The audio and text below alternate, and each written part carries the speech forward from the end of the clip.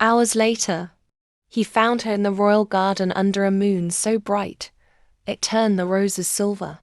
She stood with her back to him, her hair spilling down like black silk, the key swinging lazily from her fingers. "You're late," she said without turning. He stepped behind her, close enough for his breath to move the loose strands near her ear. "You stole from me. I took what was already mine," she murmured, tilting her head just slightly, letting the back of it brush his jaw. His hand moved to her waist, slow, deliberate, and turned her to face him. Her eyes were dark with defiance. Her lips parted in something between a smirk and an invitation. "You don't know the danger you're in," he growled. "I'm the danger," she whispered back, her voice low enough to make his pulse hammer. Chapter 18. The Confrontation. The air between them was molten. Malik's thumb skimmed along her lower lip, lingering, as if testing how far he could push before she bit. She didn't bite. She leaned in. Their mouths met in a slow, deliberate collision. Not rushed, but deliberate, as though both of them were staking a claim. His hands found the curve of her back, drawing her against him until she could feel every ounce of his intent. "You think this changes anything?" she murmured against his lips.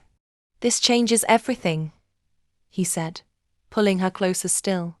But even as their breaths mingled, she slipped the key into the folds of her dress.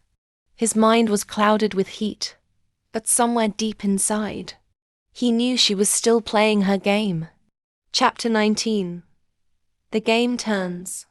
They stumbled into his chambers, the door shutting hard behind them. Layla moved first, not with hesitation, but with the kind of confidence that made his chest tighten. She pressed him against the wall, her hands splayed over his chest, tracing the ridges of muscle as if mapping territory. "You're not in control tonight," she said, her voice a dangerous purr. Malik caught her wrist, but not to stop her, to pull her closer. His mouth trailed along her jawline, the faintest graze of teeth making her breath catch. Every movement slowed to a dangerous rhythm. Fingers curled into fabric.